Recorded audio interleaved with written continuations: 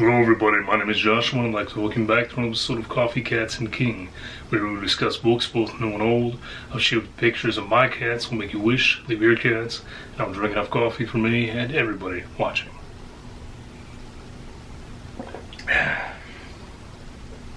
So, it has been a while since I've been on here. Since my last video, I have tried to film, probably 7 or 8 times. Typically when I get on here, I'm either very confident going into a video and know exactly what I want to say, or I go in anticipating bombing the video, and so I just don't care, and usually those are the ones that turn out really great. For some reason though, since that last video, every time I sit down to do this, I'll get 15-20 minutes in and just decide that it's terrible and not worth posting, and so then I delete it, and that's just where I've been lately. I don't know why, it's just some weird headspace, I guess, but I'm trying to get out of that. So this is attempt number 8 or 9, and we'll just see how it goes. I am here with an August TBR.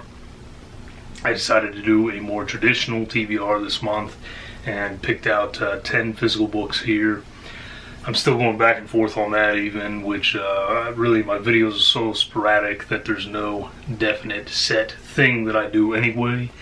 But I kind of just take it month to month whether I want to, leave it completely open or have a TBR. This time I have a TBR and I kind of need a TBR. So we're going with this, 10 books. I'm also hoping sometime a few days after this video I will have a video up talking about some of the books that I read last month. I'm not going to go through all of them. It might actually be a mix of some books from June and some books from July, in fact, just to kind of catch up. And then I have some tag videos that I've been excited to film and just haven't filmed yet. So I'm hoping I can do a bit of batch filming and get that stuff out to you guys. So, like I said, today is going to be about the August TBR. 10 physical books here. I'm not picking any audiobooks or ebooks. Those I'm leaving open this time. But I'm still trying to focus on knocking out some of the physical books that I have. In fact, my shelves probably look a little odd if you catch glimpses of empty spaces. Believe me, they're not empty. It's just because I have books all over the floor as well. And this is just me slowly going through things, reorganizing, and unhauling books. I have stacks of books everywhere that are being unhauled, and it's chaotic and it's a mess. Kind of like this video so far, in fact.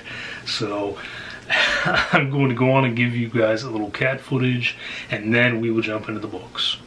Hey buddy, people who haven't seen you in a while.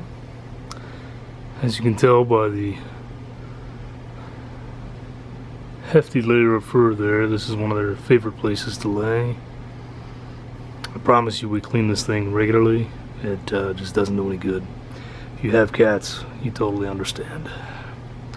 Well, this is Havoc, looking like he's about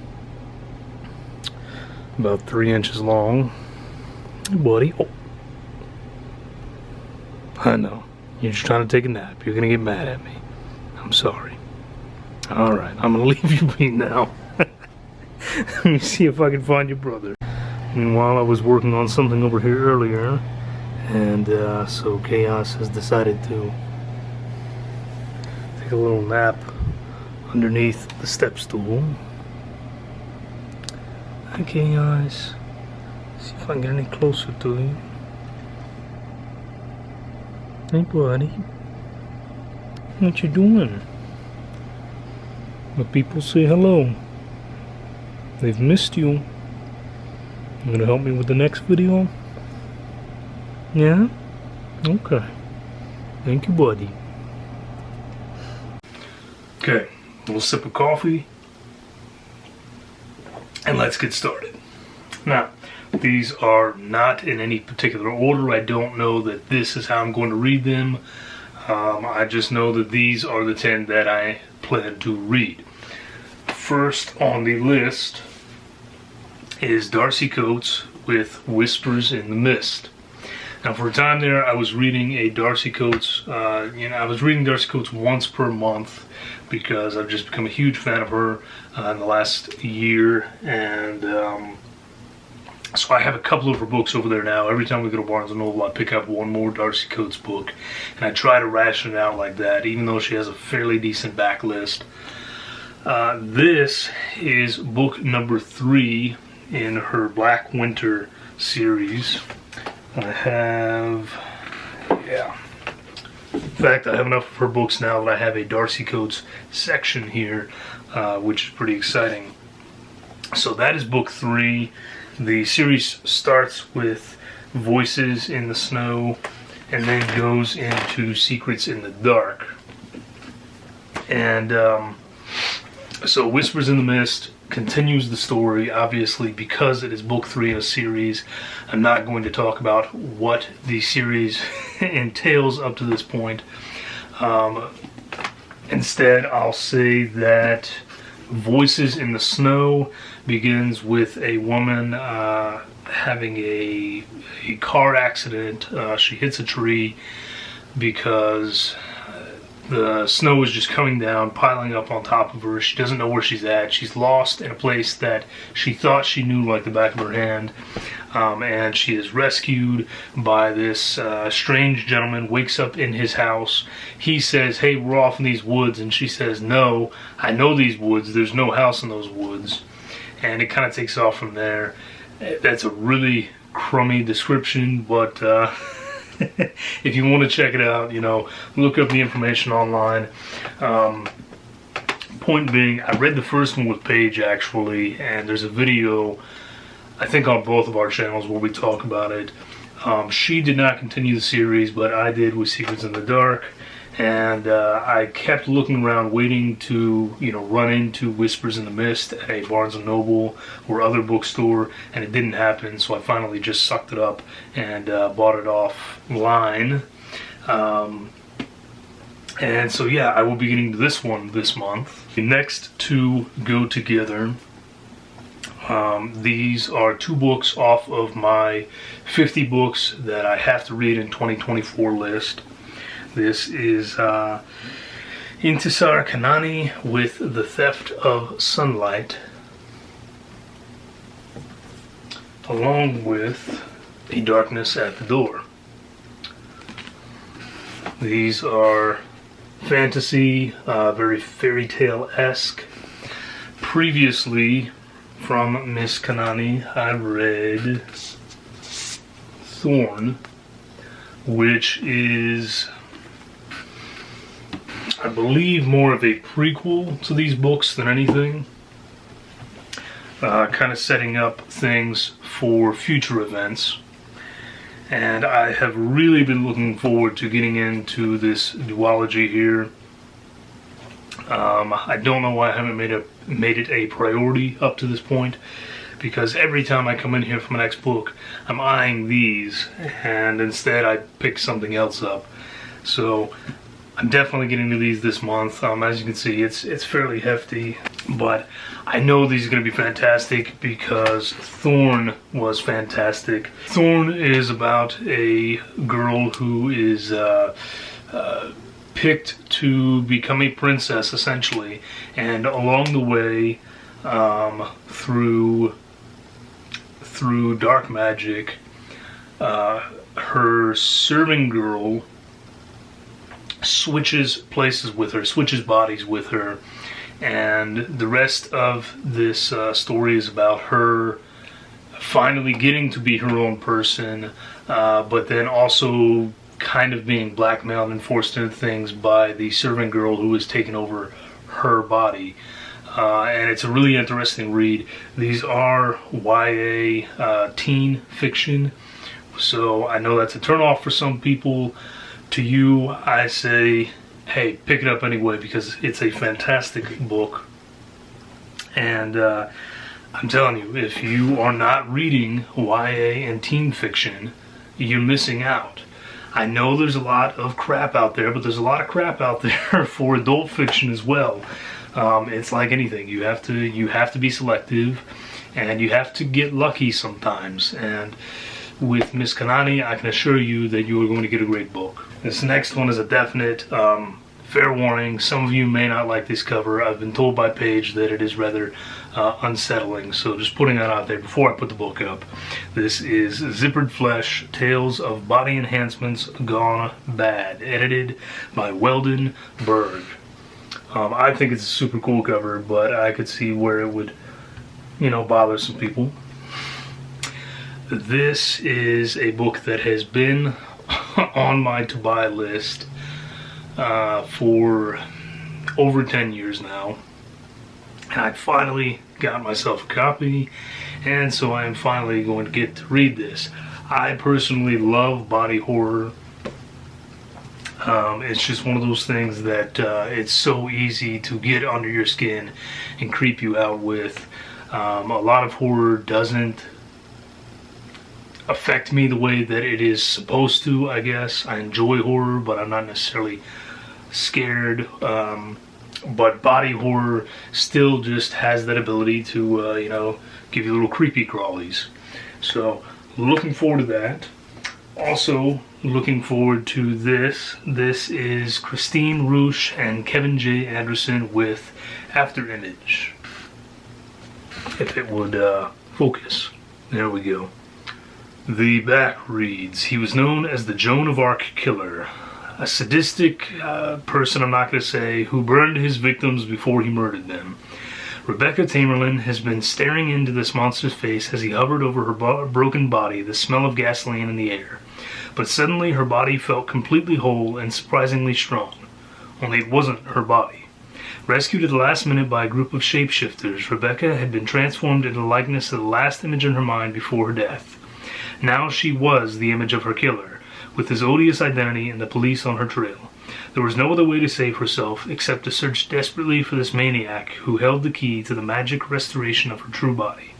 But among the shapeshifters, a more sinister force had other ideas. So, this woman is killed by this guy and then stuck in his body. If that's not a recipe for an exciting story, then I don't know what is. And it sounded like one that I thought a lot of you would like as well. So I'm looking forward to talking about that one and hopefully, getting some of you to read it. This one, I have to be honest, I'm not as excited about it as I was when I first picked it up. So this is one that I'm somewhat expecting to DNF or, kind of skim read, if I'm being honest. But hey, maybe it'll surprise me. This is Kayla Cottingham with This Delicious Death. And this is basically, we'll keep it simple. A bunch of people became zombies. The outbreak was stopped. And there is now medication to control this zombieism, and then synthetic flesh, essentially, that they can eat that will keep them from going into this, hunger frenzy, if you will. And something happens at an event with some friends. One of the friends goes into a frenzy and kills somebody, and then they realize that in addition to this zombie rampage, there is also someone else that's sort of taking advantage of the situation and killing other people. So they're trying to solve a regular murder while also surviving this zombie outbreak thing that is happening again. I don't know why I'm not as intrigued by this anymore. It still sounds like it's going to be interesting, but just every time I look at it, I immediately look to another book. So, I don't know. I'm going to give it a try. We'll see. And if it doesn't work out and it sounds like something that would interest one of you out there, let me know and I'll send it to you. Next is Cullen Bunn with Crooked Hills.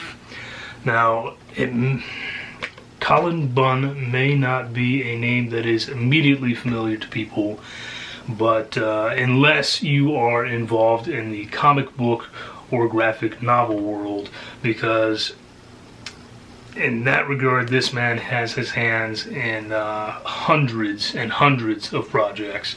But this I was excited about because this is his first kids book. This is about Crooked Hills, which is the most haunted town in America. It's just the news that Charlie needs to salvage his forced vacation to the middle of nowhere. If he's got to take a family trip to visit relatives, at least he'll see some ghosts. But the hauntings in Crooked Hills aren't the friendly kind, and soon Charlie, his brother Alex, their cousin Marty, and their new friend Lisa are surrounded by dangers. Hellhounds, dead witches, strange dreams, and local bullies. Crooked Hills is far more exciting than Charlie expected, but it's a lot scarier too.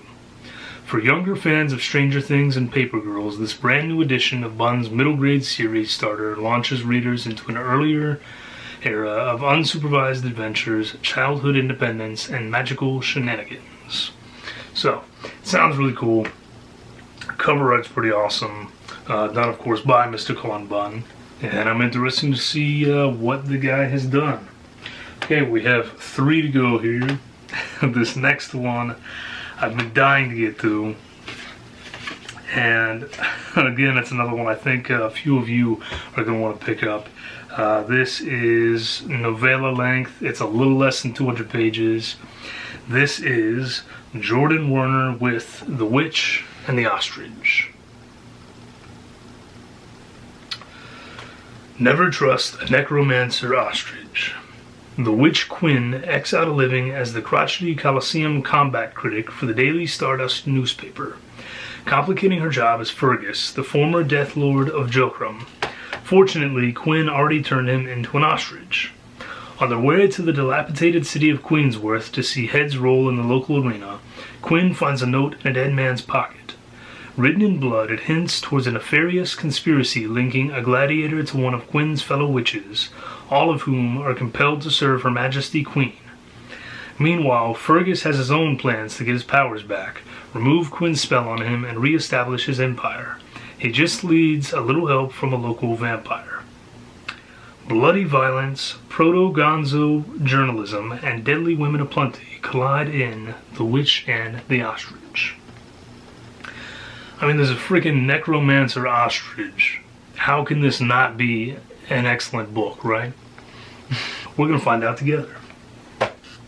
Okay.